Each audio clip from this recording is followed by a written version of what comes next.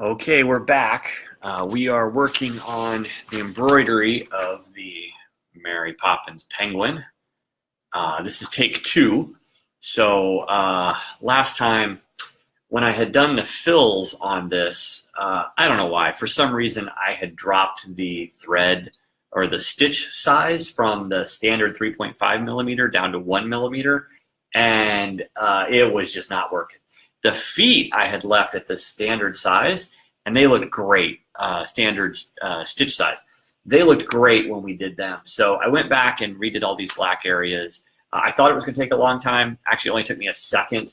So it's done, and we're back. So give me just a second. I'm moving the file back over to our trusty floppy disk right now, and we'll be back at it in just a second.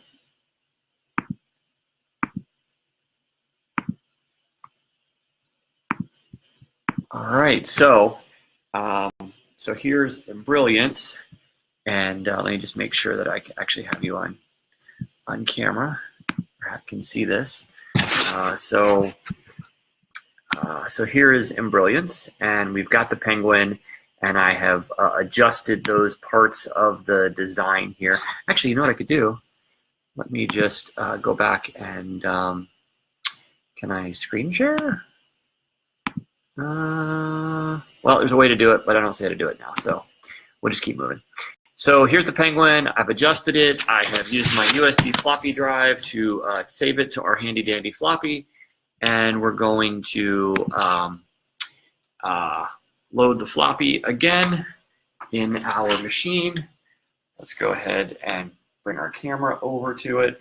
We're going to start by powering up the machine, power switch, power on button. Now our display is going to come up. Got a lot of glare here. I'll do the best to block it best I can. Floppy goes in the side. I've already deleted the prior file, which was in slot 5. We're going to load the file with the little sailboat file looking thing. We're going to see slot 5 is open. Wait. Oh, there we go. And we're going to hit the floppy. That's what I meant to do.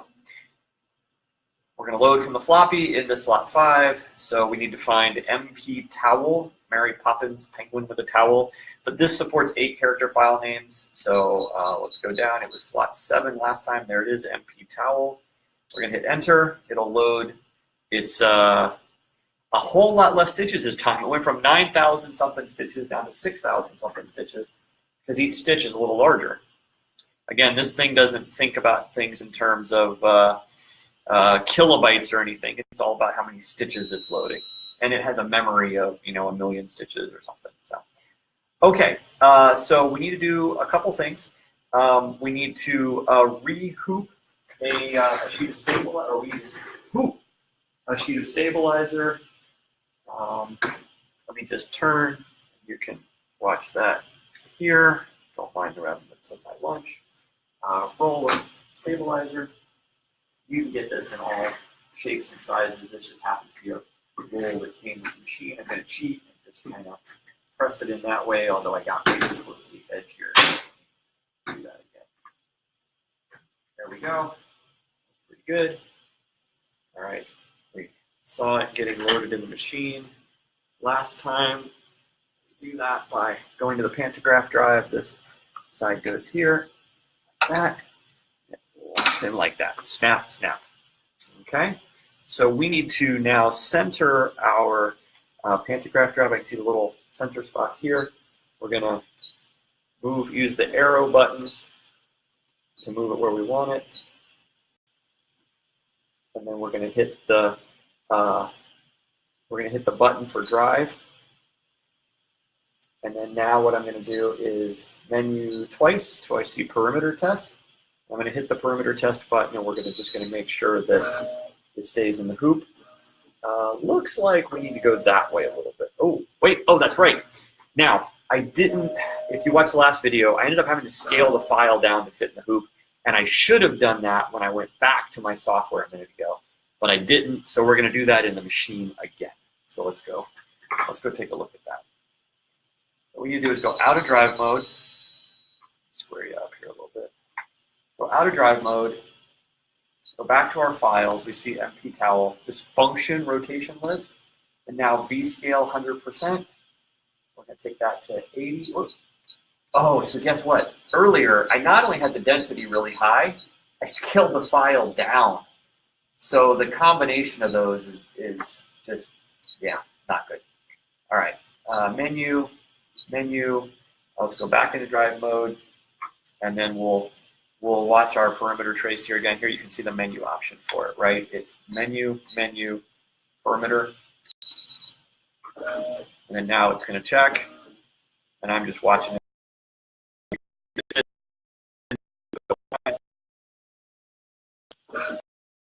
The hoop outweighs the tank.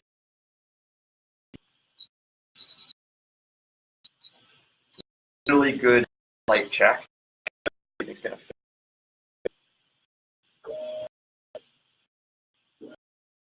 I went too far this time.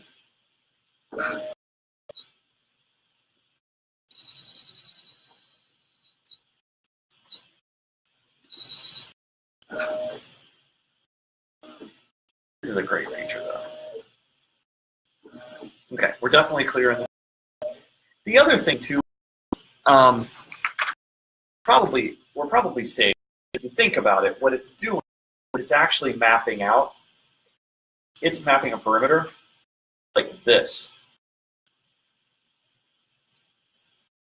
right? And we don't have anything in the corner where the hoop is, so we're probably okay. But, you know, just better safe than sorry, right? Okay, we need to get back on our proper color. So last time we did the feet and the accent by going to needle 8 for this gold, which looked nice. Oh, okay, so we're getting that D14 again. That means our needle bar is not in the top position. See how it doesn't say top up here? And actually, let me give you a better view of that this time. So this needle bar lever is right here. What we need to do is push that down into the side, and then we hit play. When I hit play, watch what it does. It just moves that one to the right position. Now we need to move that lever back. And then that stumped me for a long time, so we got the actual manual and I could see how to do things. Okay, so now we can actually hit needle and move over to number 8. See what says top there, we're ready to go. And we are actually ready to stitch now. Let me take you back down. All right, and let's go stitch gold.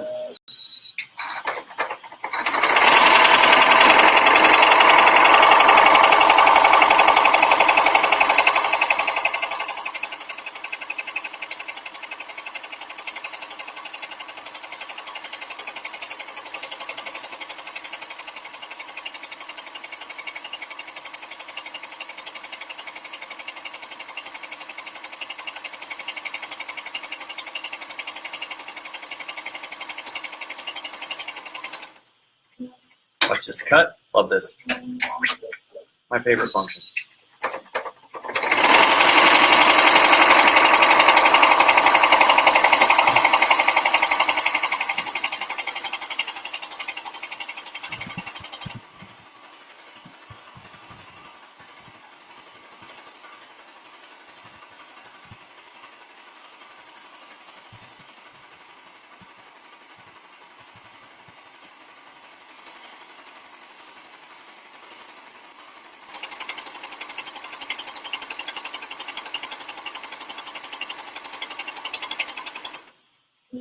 Okay, so again, our gold looks great.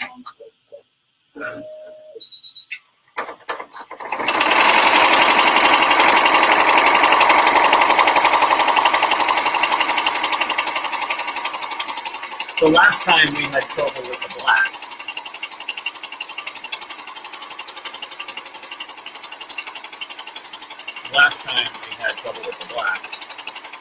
So I made the changes to the black, and hopefully that will make it happy.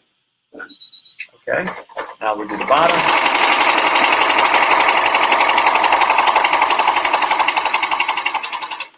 We'll trim that. And then it's going to wait for me to change needles. So I'm going to hit needle change.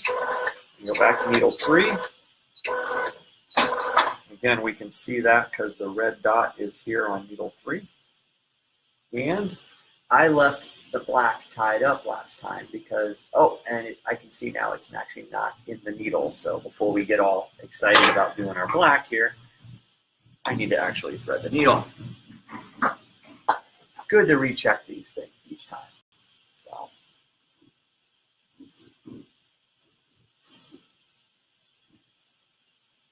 Oh yeah, first time. It's like I know what I'm doing some days. Not really. This white's annoying me. I'm going to pull enough of it out to tie it up here. Hold it. Okay, so I'm going to hold the black back and hit play.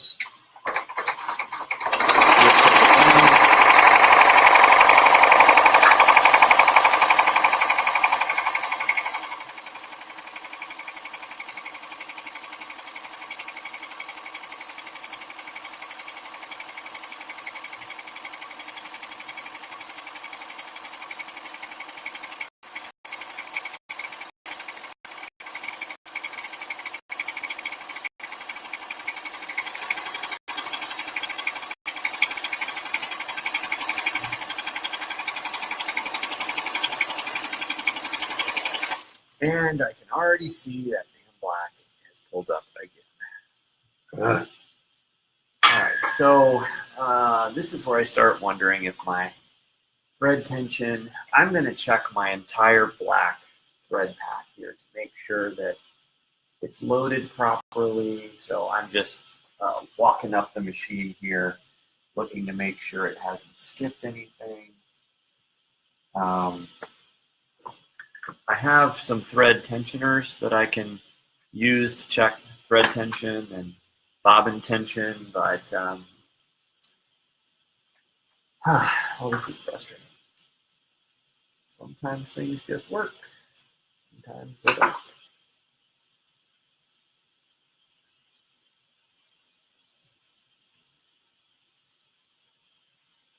I'm going to give it another try or two, and if it keeps being a problem, what I'm going to do is that gold worked out real nicely. So I think what I'll do is I'll pull both gold and black, and I will check the thread tensions on both comparatively, and then see if there's a big difference in some way.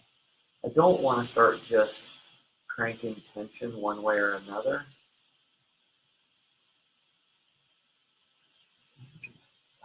Back it up just a little bit.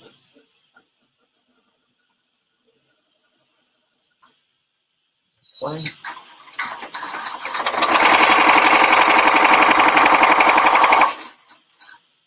Trim all the excess. Play again.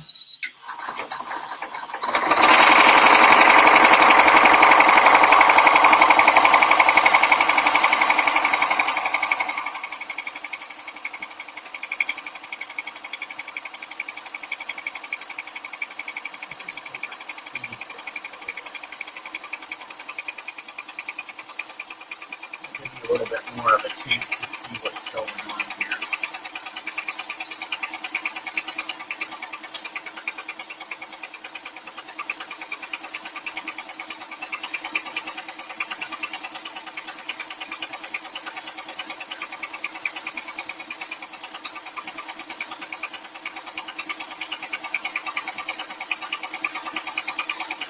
So this was all underlaid. That's like the bottom underneath the pattern.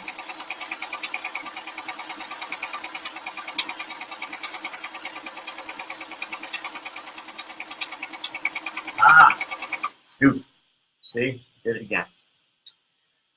All right. Oh, you got a bunch of nesting underneath. Okay, so I'm gonna do something drastic here. I'm gonna pull out the operator's guide, and I think this flag page. Well, that's stitch theory. There's another page, I think it's right here, that talks about, there's one that talks about what to do if tension is wrong. And so what I can see right now, what I can see right now is, let's get this turned up again. Turn back, get the excess out. Yeah, see, it's out of the needle again. That's what's really weird to me. That in doing that, it ends up like somehow coming out of the needle. Like, how the hell did that happen?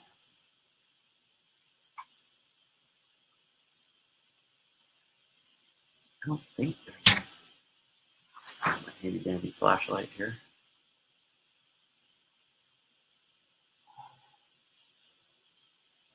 Needle looks good. It's not breaking. It's like double threading. I don't know what to call that. We've done a lot of black.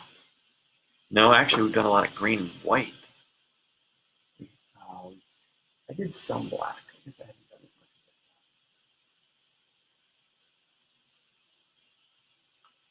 it. The other thing I can do is there are some test files with the machine, and you can do one of the test files, and that gives you a sense of, if the test file is working fine.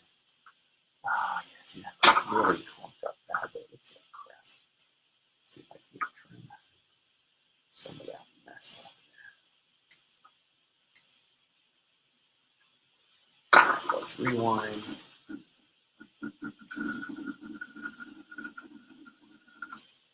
And then hit play again.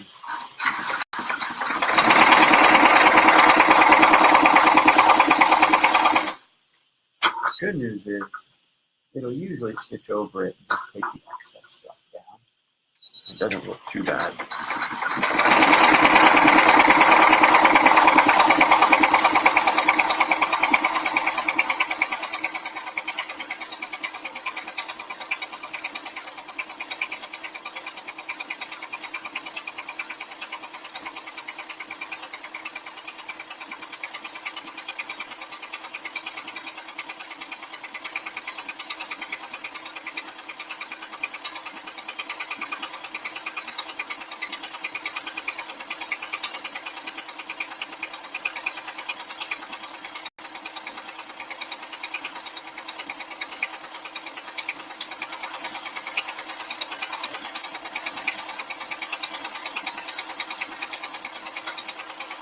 I think after this one, I'm going to keep trying on this penguin, and then after this,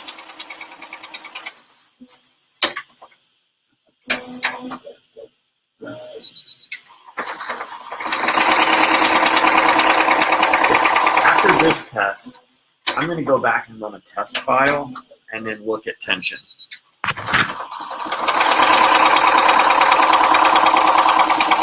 Bow tie.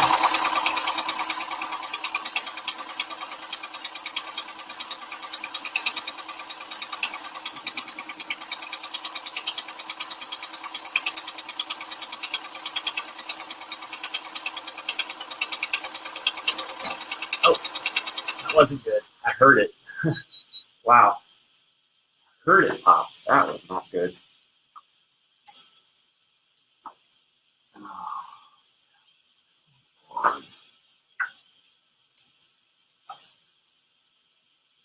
So for those who might be watching this and don't know, this machine had not run in quite a few years. Oh yeah, look at this thread break. Like it popped way back up here.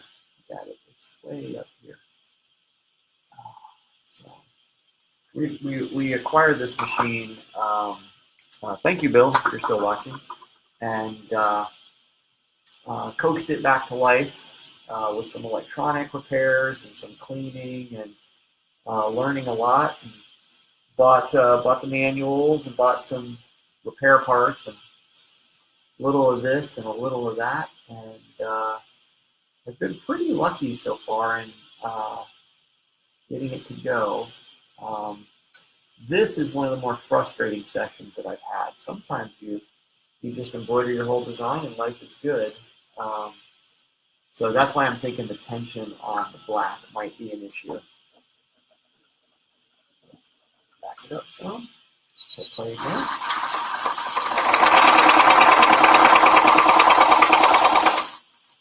Okay.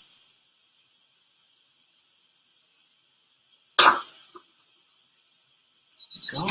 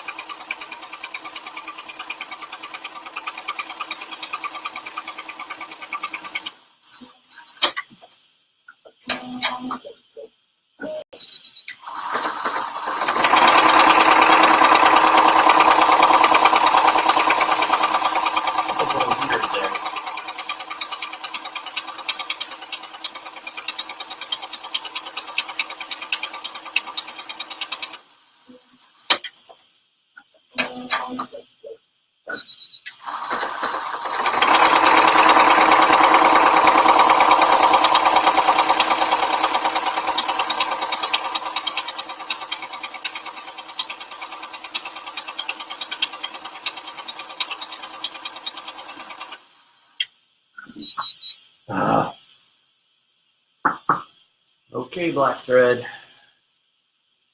You are annoying me.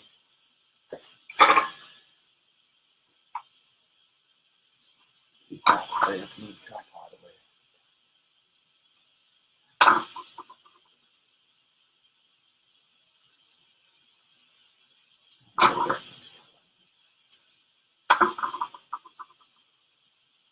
I'm gonna pull out a bunch of black thread here. It doesn't feel. I'm gonna add. I just added a little bit of tension on the black. Let's see what that does. Just a couple twists. This is where I don't have enough experience to know that what a specific failure means I should do. Other than rethread, back up, and keep going. So that's what we're going to keep doing for now. We're going to back it up and keep going.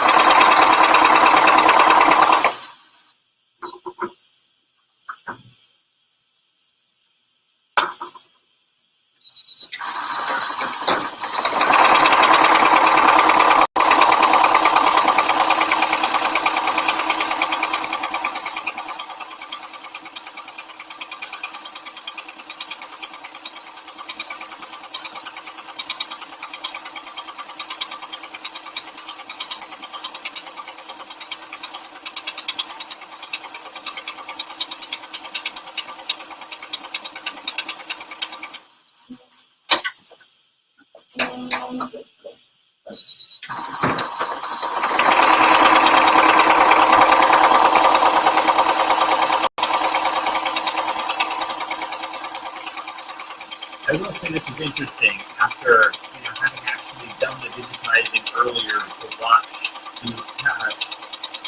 that I spent time hand editing earlier.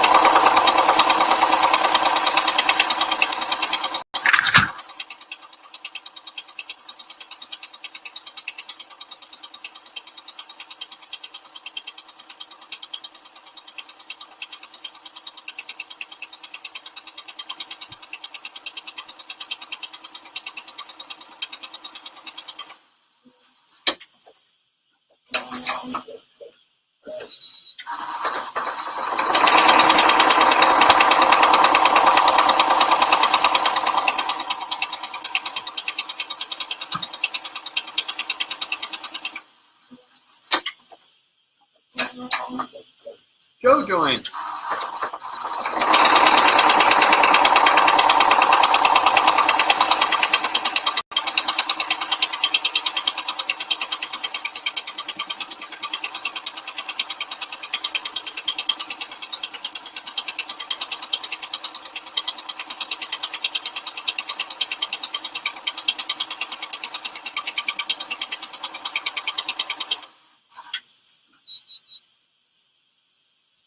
Uh-oh, we break again.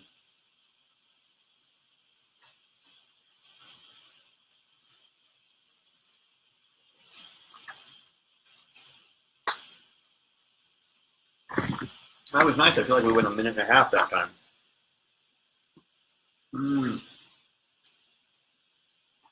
All right, what do we got? Got a little extra guy here.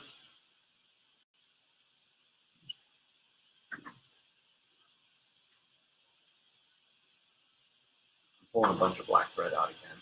And let me give it a little bit more attention. Just a bit more. Seems to go better. A little bit more. The other thing is when a thread breaks and pops back up, you got to make sure you actually get it through all the little holes, because sometimes you won't notice that it will have unthreaded from a specific place. And then later you realize, oh my gosh, look at that. There's part of the thread path is wrong.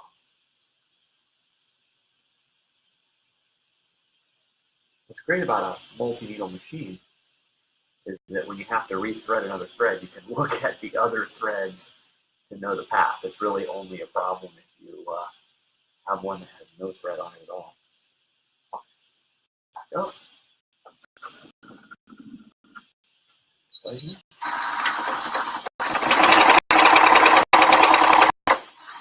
Yes, you out of the way.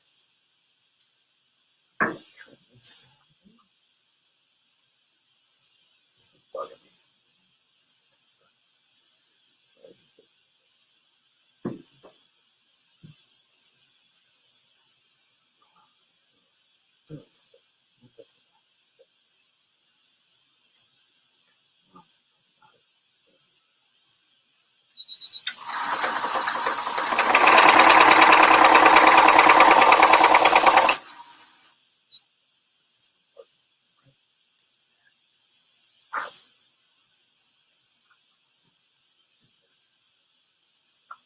Remember, this is just a test. What I would want is I would want the file working really, really well before I go embroider it on a jacket.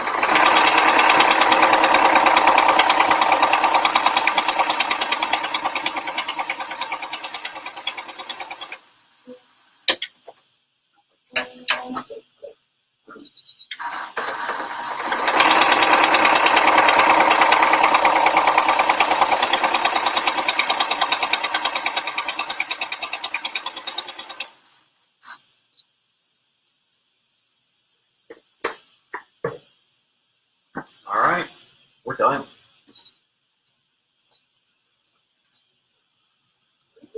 Now, there's a couple things I don't care for.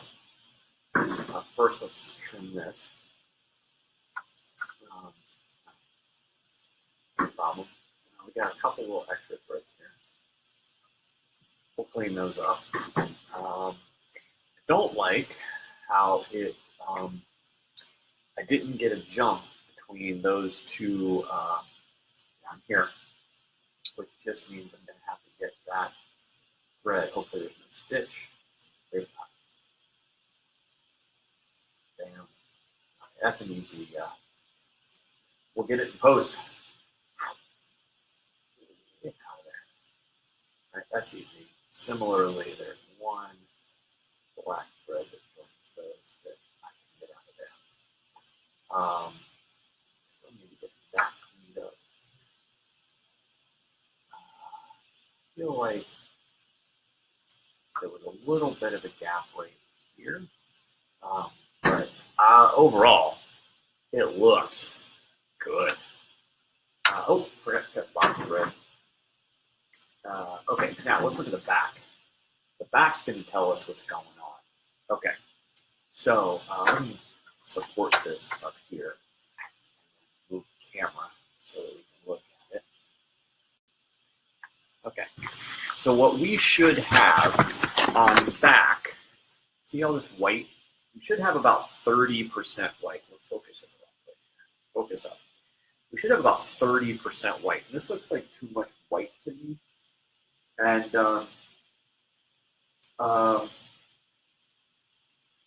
too much white means, come on, where is it? Need the top tension tightened.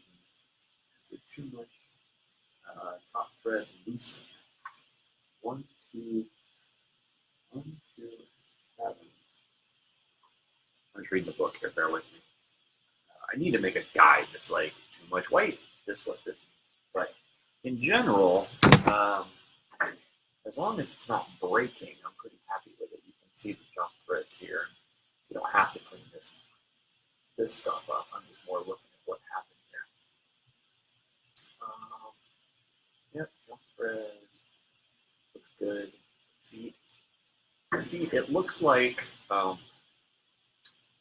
we need more top thread to come through, which I believe means the top thread actually needs to be loosened, and I was tightening it.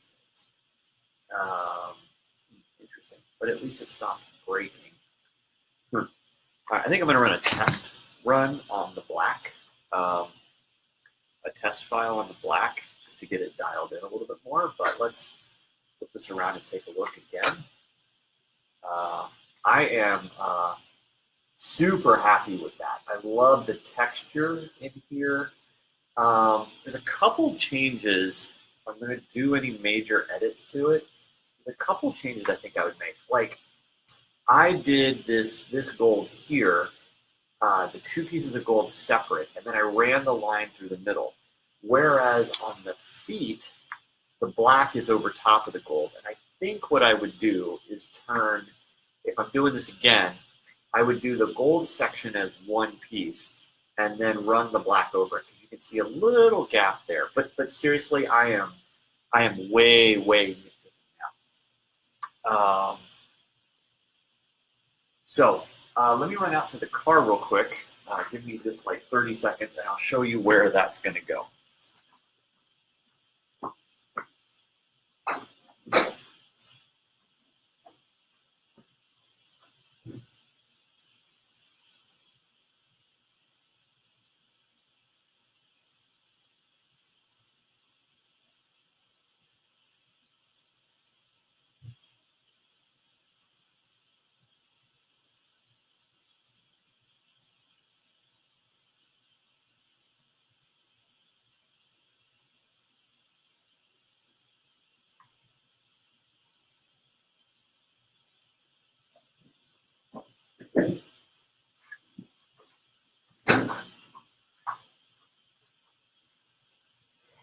Okay, so what we have is a blazer. I need a place to hang this. Just take it out of the bag here. I was hoping to find a thrift store blazer, but only had time to go to 1 or 2 stores, and struck out on white, which is probably pretty logical, right? White's going to get dirty and stain the easiest, and probably not be good for thrift stores. So let's back this up a little bit. Can I hang this somewhere? Oh, I don't know. Okay, so the intent on this white blazer here is that, you know what, it'd actually be better if I set this down on the table. There we go.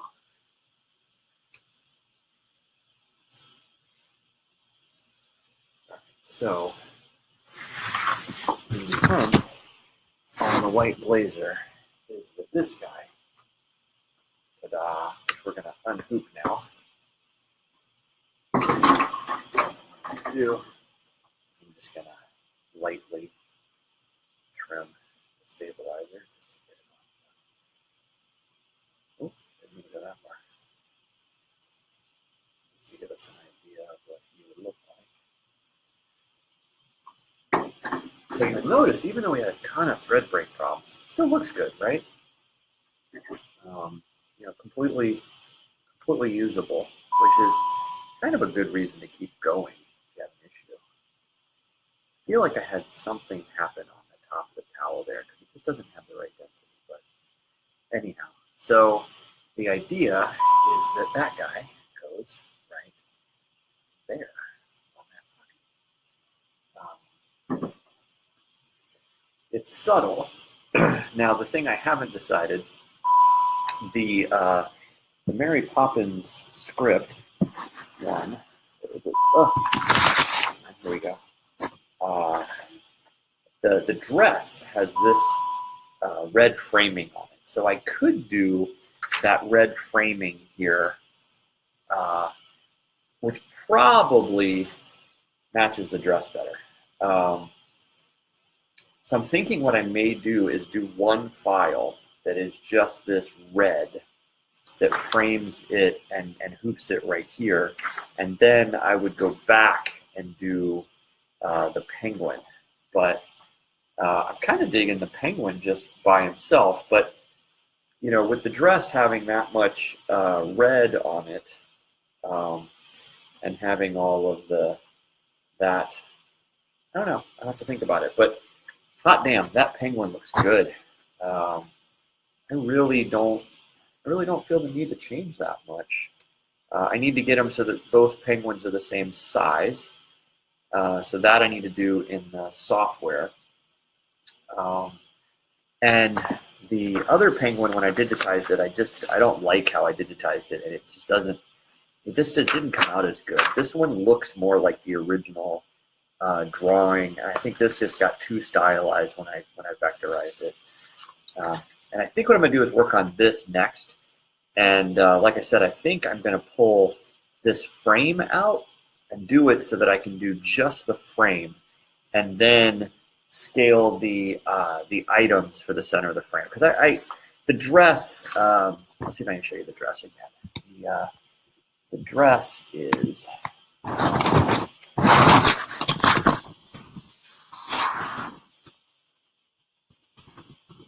The dress is just covered in that red. Let's make sure we're watching the screen here. I'll show you the dress. The dress is just covered in this red trim here. There we go. There's our towel penguin. So, you know, given that, I feel like red thread on my leg. I feel like getting that frame in there is the right thing. I don't want all the flowery junk, but oh wait, yeah, it's the same. Those are all the same design. Yeah, they're all the same design. So they're all in that they're all in that frame like this. So anyhow, the joy of thinking of things. But hey, I made a penguin. I'm so tempted to just start stitching that damn penguin on there right now. And I think, you know, my sewing's not that good. So in theory, I feel like the right thing to do would be to cut the liner away somehow and then restitch the liner to it. But I have no idea how you do that. So I'll probably just embroider right through both layers and call it a day. Just get that on there. Okay, so that was embroidering a penguin using the Barudan Elite embroidery machine at MakerFX. So I'm going to keep working, and I'll see you guys later.